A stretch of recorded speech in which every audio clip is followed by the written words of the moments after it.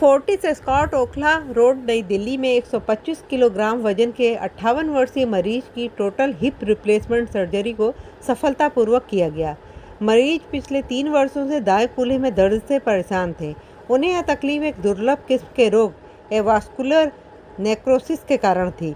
इस गंभीर medical condition में ब्लड सप्लाई में कमी होने के कारण बोन टिश्यूज मृत होने लगते हैं। Doctor Kaushal Kant Mishra, director orthopaedics and joint replacement, Fortis escort Okhla road नई दिल्ली के नेतृत्व में डॉक्टरों की टीम ने मरीज की सर्जरी की, जो करीब 50 मिनट चली। सक्सेसफुल प्रोसीजर होता है। जॉइंट रिप्लेसमेंट जो फर्स्ट टाइम किया गया था, वो हिप रिप्लेसमेंट किया गया था ग्लोबली, और वो सबसे सक्सेसफुल सर्जरी होती है। वो बहुत ही रिवार्डिंग पेशेंट के लिए होती है, और चूंकि पेशेंट खुश होता है तो डॉक्टर के लिए होती है। तो इस हिप रिप्लेसमेंट में ऐसा क्या है कि आप सबको बुलाना पड़ा, ये सबसे इंपॉर्टेंट है। इसमें हमारे अब दोस्त हैं, इनको 2023 से हिप में पेन था, और 2023 में इनकी एक सर्जरी बाहर की गई, और वो surgery because of any reason fail हो गई। फेल होने का मतलब ये नहीं है कि सर्जरी परफॉर्म गलत की गई, बट उस सर्जरी के बाद पेशेंट को रिलीफ नहीं आया, जिसकी बात डॉक्टर विक्रम ने की कि सर्जरी करना इज नॉट इम्पोर्टेंट, पेशेंट का हैप्पीनेस एंड हेल्दी होना इज मोर इम्पोर्टेंट। उसके बाद ये जब मुझे याद है 1 महीने पहले जब आए थे, तो किस तरह से आए थे, लिम्प करते हुए, शायद व्हील चेयर पे आए थे, लिम्प करते हुए आए थे, लिम्प करते हुए आए थे पेन से। तो वेट आप देख ही रहे हैं, उस समय उनका वेट जो रिकॉर्डेड था 125 किलो था, और उसके बाद हमने किया। इनकी पुरानी हिस्ट्री स्टेरॉइड इंटेक की है। स्टेरॉइड इंटेक की वजह से ही शायद इनका हिप बॉल की ब्लड सप्लाई कंप्रोमाइज हुई, और जिसकी वजह से हिप बॉल कोलैप्स हो गया, यानी कहें कि वो उसका जो शेप था, जो गोल शेप, वो थोड़ा फ्लैट हो गया, जिसकी वजह से फेल हुआ। इसको हम बोलते हैं avascular necrosis head of femur. ये हुआ था, जिसके लिए प्राइमरी प्रोसीजर होता है कोर डिकम्प्रेशन। वो सक्सेस भी हो सकता, नहीं भी सक्सेस हो सकता। वो नहीं सक्सेसफुल हुआ अनफॉर्चुनेटली, और ये हमारे पास आए। इस केस में बात सिर्फ इस बात की है कि जब इनकी सर्जरी की गई तो इनका वेट 125 किलो पे सर्जरी करना बहुत सारे हॉस्पिटल्स के लिए चैलेंजिंग होता है। क्योंकि स्पाइनल देना या जनरल एनेस्थीसिया देना, कार्डियक की फिटनेस लेना, ये सारी चीजें क्वेश्चनेबल होती है। और इस हॉस्पिटल की खास बात यह है कि हमारे पास इंडिया में है या वर्ल्ड में उस लेवल के कार्डियक सर्जन हैं। डॉक्टर अशोक सेठ को ले लीजिए, डॉक्टर शिव कुमार चौधरी को ले लीजिए। ये दोनों लोग अपने आप में मुझे लगता है कि इंडिया के top most cardiologist and cardiac surgeon हैं, और उनके होने की वजह से एक कॉन्फिडेंस आता है कि मैं किसी भी लेवल के पेशेंट पे हाई रिस्क के साथ सर्जरी कर सकता हूं। ये हॉस्पिटल का बैकअप है, शायद जिसकी वजह से मैं ये सर्जरी कर पाया। अब ओबीस पेशेंट की प्रॉब्लम ये होती है कि ओबीस पेशेंट में सर्जरी करें, एक तो पेशेंट डरता है कितना वेट है, हिप रिप्लेसमेंट सक्सेसफुल होगा कि नहीं होगा। ओबीस पेशेंट में जब हिप रिप्लेसमेंट किया जाता है तो उसके 2-3 मेन कॉम्प्लिकेशन हो सकते हैं। एक, इन्फेक्शन हो जाता है, क्योंकि deep thick layer of fat होती है और उसमें इन्फेक्शन के चांस होते हैं। सेकंड, चूंकि बहुत डीप में जाकर के हमें इम्प्लांट को ट्रांसप्लांट करना होता है, तो उसका ओरिएंटेशन चेंज होता है, जिससे चांसेस ऑफ डिसलोकेशन होता है। तीसरी चीज, आपने ये दोनों चीज मान लीजिए बात करनी, तो कभी कभी चूंकि डीप टिश्यू करते हैं तो उसमें नर्व इंजरी हो सकती है, जिसकी वजह से नर्व में वीकनेस, पैरालिसिस हो सकती है। फॉर्चुनेटली हम लोग लकी थे और ये केस सक्सेसफुल हुआ, और मुझे लगता है कि पेशेंट को हमने ऑपरेशन के next day full weight bearing with walker चलाया, वॉकर के साथ ये चले। और टेक होम मैसेज ये है कि ओबीस पेशेंट कहें या ओबेसिटी या पेशेंट का weight is not a criteria for deciding surgery should be done और नॉट। पेशेंट की fitness is most important criteria. 125 साल पे भी अगर पेशेंट फिट है तो उसकी सर्जरी होनी चाहिए, और 60 साल पे अगर पेशेंट अनफिट है तो उसकी सर्जरी फिटनेस तक वेट करनी चाहिए। अच्छी बात यह थी कि 125 साल पे जो हमारा कार्डियक बैकअप, उन्होंने क्लियरेंस दिया। हमारे एनेस्थेटिस्ट अनफॉर्चुनेटली वो भी ओटी में बिजी नहीं आए। हम अपनी ओटी की टीम को बुलाना चाहते हैं। It's not me, it's the team. OT के सब लोग, सीमा, बेनी, थमिका, उमा, ये सब लोग हमारी टीम के पार्ट हैं। डॉक्टर रवि, डॉक्टर शारिक, ये सब टीम के पार्ट हैं, जिनकी वजह से मनीष, ये सब ये सब वो लोग हैं ना जो बैकड्रॉप पे रहते हैं, ये नजर नहीं आते, ये नींव की ईंट है, हम लोग केवल नजर आते हैं, असली ईंट ये है। अगर ये सब लोग मेहनत करके पेशेंट को फिट ना कराएं, क्योंकि मैं तो सिर्फ सर्जरी करता हूँ ना, ओपीडी में पेशेंट देखा और उसके बाद कर दिया कि आप इसको फिट कराइए और नहीं, तो ये पूरी टीम की जीत है जिसकी वजह से हम सब आप यहाँ पर आए हैं। और सबसे अच्छी बात है कि इसका फीडबैक मैं दूं उससे बेहतर है कि पेशेंट से पूछें।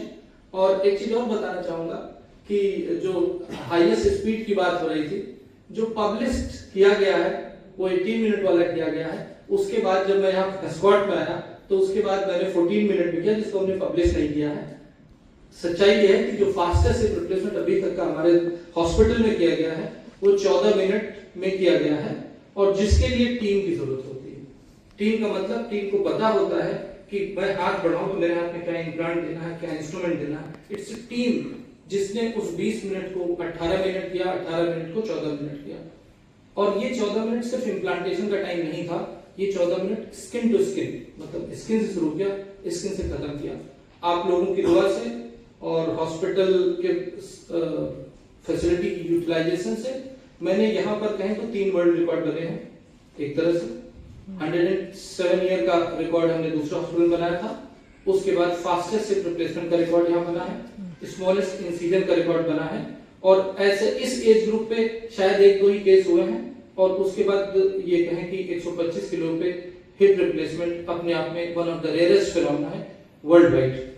Disease, it is also to improve the lifestyle of that patient, the living standard of that patient. आप सर्जरी करा लें पर आपका दर्द ना ठीक हो, आपका चलना फिरना ना ठीक हो, आपका आराम ना हो, तो उस सर्जरी का पेशेंट को कोई फायदा नहीं लगता। ऑर्थोपेडिक्स और डॉक्टर मिश्रा ऐसी सर्जरी करते हैं जिसमें उस मर्ज का इलाज तो होता ही है जो संदीपी के साथ हुआ, पर उसके अलावा जो एक इंसान की लाइफस्टाइल चल रही थी या आगे आने वाले 5, 10, 25 सालों की जो लाइफस्टाइल है, उसमें एक बहुत जिसे कहते हैं फ्लिपिंग ऑफ द कॉइन, एक सिक्के का दूसरा पहलू शुरू हो जाता है, जिसमें उसका एक बढ़िया समय वैसे कह सकते हैं अच्छा समय शुरू चल रहा था। मैंने जितने दिल्ली के मेजर हॉस्पिटल सब में दिखाया था। एक हॉस्पिटल में 2.5 ईयर बैक मेरा कोर डिकम्प्रेशन हुआ, बट मेरे को पेन वहीं का वहीं चल रहा। मेरे को फ्रॉम द नेक्स्ट 5 और 7 डेज का मेरे को पेन वहीं पर स्टार्ट हो गया। पेन सीवियरली बढ़ता जा रहा था, उसमें कोई कमी नहीं आ रही थी। उसके बाद मैंने 3-4 हॉस्पिटल और कंसल्ट किए, वहाँ नहीं आए। मेरे father he was 91 years old, तो वो एडमिट होते थे यहाँ पर, तो डॉक्टर साहब के साथ में आईसीयू में होते हैं। उन्होंने डॉक्टर साहब ने मेरे फादर की भी सर्जरी की हुई है बैकबोन की। तो यहाँ जब बैठती थी तो वाइफ बैठती थी तो सबने कहा कि he is one of the best doctor जो कि आपका नी रिप्लेसमेंट और हिप रिप्लेसमेंट करते हैं। थोड़ा सा हिम्मत बढ़ा के मैं आया डॉक्टर साहब के पास। आई वॉज रियली, मैंने कि क्या कहूँ मैं आपको, मैं सिर्फ डॉक्टर साहब के रूम के बाहर से एंट्रेंस भी नहीं किया था, डॉक्टर साहब ने देखते ही कह दिया कि इसको बहुत सीवियर पेन है, इसको हिप रिप्लेसमेंट की एट द मोमेंट जरूरत है। आई वॉज रियली सरप्राइज कि मैं अपने हॉस्पिटल में गया, सबने मेरे को पेन किलर लिख दिए। आई डन इट शॉप, तो मैं 8-9 पेन किलर लिख देते थे, कहते रहे आप ये पेन खाते रहो, सब ठीक रहोगे, सर्जरी का हम बाद में सोचेंगे। डॉक्टर साहब के आते ही is like a god to me, second एक न्यू लाइफ दी है। मैं बिल्कुल भी घर से, मैं जैसे मेरे घर से हार्डली 3-4 स्टेयर्स है मेरे को अपने रूम में आने के लिए, मेरे घर में आने के लिए, तो मैं वो 3-4 स्टेयर्स भी नहीं चढ़ पा रहा था। एंड एट प्रेजेंट आप मेरे को जो मर्जी करवा सकते हो। सेकेंडली मैं सारे स्टाफ तो वैसे मेरे लिए बहुत हेल्प करी है। मैं फर्स्ट डे जैसे डॉक्टर ने ऑपरेट किया, सेकेंड डे उमा मैम आई मेरे पास, इन्होंने फुल वेयरिंग डेट मेरे को ब्लड बनवाया, मेरे को वॉकर से इन्होंने वॉक करवाया। चंबिका मैडम आई, मेरे को स्टेयर्स पर चलाया, 2 बार मैं स्टेयर्स पर चढ़ाया मेरे को। आई वॉज सो कॉन्फिडेंट कि मतलब कि इतना अच्छा स्टाफ, इतना अच्छा डॉक्टर साहब, आई कांट सी, मतलब कि वर्ड्स को यूज नहीं कर सकता है कि जितनी को यहाँ पे हेल्प मिली है, जितना मेरे को आज भी कोई प्रॉब्लम होती है मुझसे कॉल कर सकता हूँ, उनको बात कर थोड़ा सिस्टम से रिस्पॉन्स करती है। प्री ऑपरेटिव एंटीबायोटिक देना, प्री ऑपरेटिव प्लानिंग करना, कार्डियक क्लियरेंस लेना, फिटनेस लेना, मेडिकली हर तरह से अदरवाइज पेशेंट फिट है, एक्सेप्ट कि उसका weight is a problem, rest all is clear. तो नॉर्मल प्रोटोकॉल है, हम उसको फॉलो करके नॉर्मल प्रोटोकॉल से सर्जरी की गई है। The only exception was the weight. जो हमारी टीम, आपने सुना, इन्होंने खुद ही बताया कि मैं तो एक छोटा सा पार्ट प्ले करता हूँ, सर्जरी करता हूँ, उसके बाद मरीज को उठाना, बिठाना, चलाना, सब कुछ कराना मेरी टीम का पार्ट है। तो थैंक्स टू माय टीम। मुझे याद है वो 125 पे आए थे और 119.6 लास्ट रिकॉर्डेड ओपीडी पे है।